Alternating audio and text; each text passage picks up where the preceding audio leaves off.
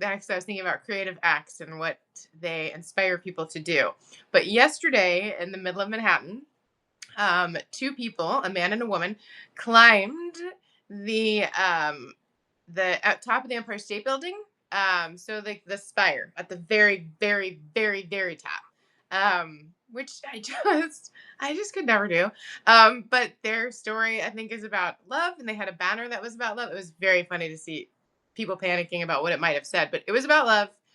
And he proposed to her as they climbed down before they got arrested. So it's just like where our creative hearts take us sometimes Yeah. is amazing. It was nice that it was a good story, and not something like scary, crazy, you're gonna hurt anybody. It was just kind of about love, but yeah, it like stopped a city for a little bit in its tracks to be like, there's two people at the very, very top of the Empire State Building. Wow. Yeah, yeah, it was very interesting. Oh, And since that time, it's been friends of mine have been sharing different posts about them or whatever, and they seem to be a couple that does this. I think there is a Netflix series that's or documentary that's going to be about them. And I think this is what they do. They scale large things in order to I don't know, talk more about love, I think is the message. Not sure fully. But yeah, it's exciting. It's like what we do in the name of love, what yeah. we create in the name of love. Um, yeah, I just had to share that little tip. Interesting. Yeah. Yeah. Yeah, Well, I came prepared with a little something today too. yeah. Um, and a little bit of a conversation starter, maybe, Okay, maybe. okay. And if I'm hijacking your plans for the Absolutely. day, just let me know. My brain is so tired, so not doing that right now at all. All right. So, last week Mhm. when we came on, um, a thought had been running through my mind, and it's the idea of synchronicities. Oh. This concept that, right, when we put our attention towards something, Mhm. and we're thinking about something, it's almost like sometimes like the universe like hands it back to us or gives us this way of deepening our connection with it. So I'm going to share a little example of a synchronicity. Mhm. You'll be in on this. I was wondering because there's But so many of us. all of it, all of it. But here's the thing. So last week, because the idea of synchronicities had been on my mind, I was like, oh, I know what I want to bring. And I pulled the book, The Artist's Way, and I had it sitting here on my desk, under the cat. And um, I marked a page on the concept of synchronicity because she talks a lot about this. This is Yeah. The Artist's Way, for those of you who don't know. A Spiritual Path to Higher Creativity by Julia Cameron. And it is, for those of us in the creative realm, such as we are, it's sort of like the core guidebook And for on sure. not just like living a creative life, but all of the stepping stones, right? Like overcoming the creative blocks, recognizing your fears so you can move past them, and um, recognizing your own dreams so you can live into them, and getting playful with creativity. Um, this is like my third or fourth copy of the book because I keep like passing it to people. Yeah. And even this, like my spine is coming off. Like I had to tape it, and you can see like how many dog-eared pages I Yes. have. And like it's full of like notes and stickies and all the things because I use it so much in my life. Yes. So this is the setup. I wanted to talk about synchronicity because it was on my heart, Mhm. and grab The Artist's Way, put it on the desk, and then we went off in like a totally different direction last Mhm. week, as we do, right? Mhm. Because this is not planned, people. No. No. Maybe you know that. Maybe you haven't seen that. But no, we just hop on and start talking, which is what I love. The spontaneity. Yeah. And so after our call, Hmm. um, I put my book away and I woke up the next day, maybe, and I was just like, you know what? This wasn't just about pulling the book out so I could maybe talk about synchronicity and bring that in to our conversation, but I want to reread it and I want to do it with the group because it's always more fun with the group. I Hmm. have accountability, I have partners, like, and then I get to see other people, like, witness them moving through this journey. And so I had the thought, let's start a group. And I reached out to Tasha and was like, hey, would you like to co host an Artist Way book group with me? To which she said, That's really weird because, and not, this is what we joke about when we go back and forth with each other often is like, no, actually, it's not. We've learned that this keeps happening to us. That morning, I woke up and had a very real, I had several things happen, but one of them was, oh, you know what I want to do? I want to do the artist way again. It was really good. I had done it at the end of last year, and it opened up so much inside of me. And I woke up and it was this very real thought. It was mentioned somewhere in something that I had seen very briefly, and I thought, oh yeah, that's exactly what I want to do. And Jen's text came in. Of course. Because it's incredible, and Jen and I have the amount of synchronicities that we've had has become like almost comical in the sense of she'll pick up the phone to go text me and there's already a text there from me. There's so many things. But the artist way is so is such a brilliant guide. It starts your process.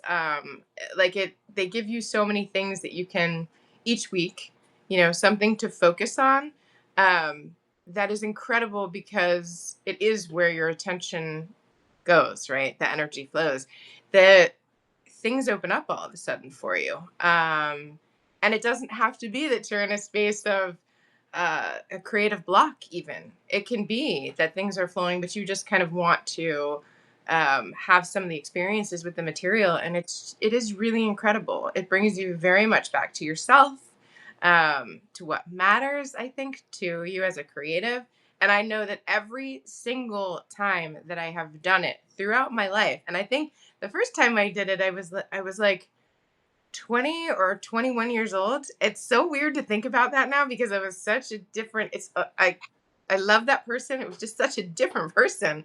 And then to do it now is an incredible experience, because things just hit differently. And it doesn't matter if it's a year in between or 10 years in between. It's interesting how just things land so differently. And I think I also love that having done it before, years ago, I love learning how much I've grown. It's almost a really like one of the things you draw on the side, a chart when a kid is growing, when you're like marking how tall they are. It's a little bit like that. It marks a time and how much you've grown since then. Oh, it's just really cool. I love it. And for everybody who's on this call, if you've done it, you know what we're talking about. And if you haven't, it's such a gift to yourself. It really is.